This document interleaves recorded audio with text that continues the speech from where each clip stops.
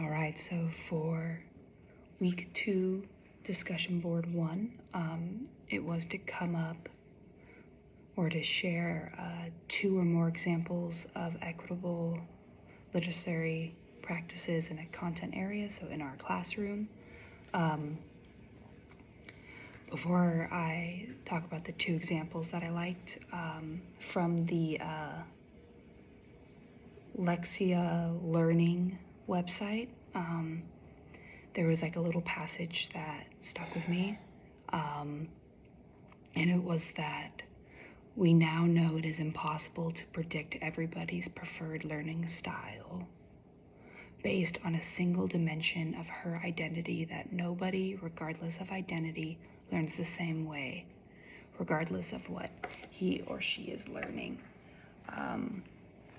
And I really liked that because it's so true. Nobody learns in the same way. It doesn't matter, if you have the same background, if you have the same upbringing, no one learns the same way. I can say that for sure about me and my siblings. We do not learn the same way when it comes to anything, really.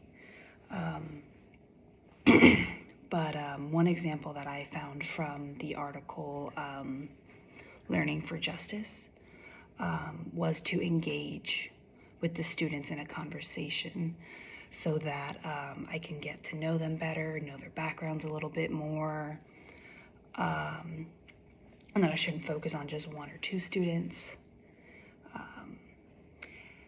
that I should really be focusing on the whole class and trying to get to know everyone. And that, we shouldn't focus on just someone who is a different race or ethnicity.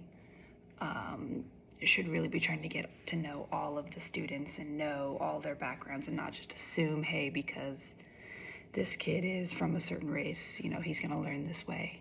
It's the best to get to know them as individuals, so we can really help them succeed.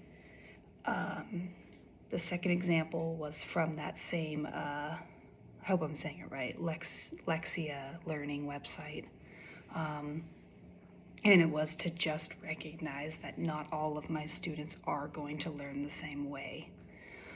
Just because 2 students might come from the same cultural background does not mean that they're going to learn in that same way. So it's kind of, that first example is to really engage, and that second example is to recognize. And then the second part was to share some practices that you would implement. And I actually found both examples from that Equity Literary Institute. And the first little practice that I came up with was to create a 5-minute warm-up where we could split into different groups each day, get to know each other's backgrounds, our interests, get to know each other on a deeper level, and that literary skills that we would be focusing on would then be speaking and listening.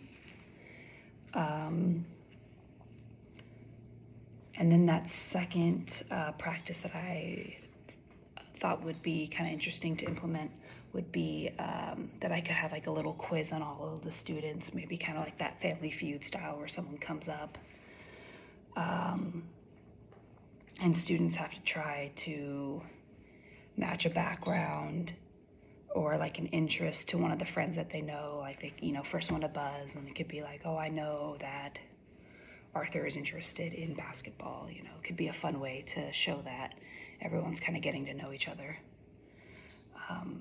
But those were those practices and examples that I found pretty helpful for this week's discussion.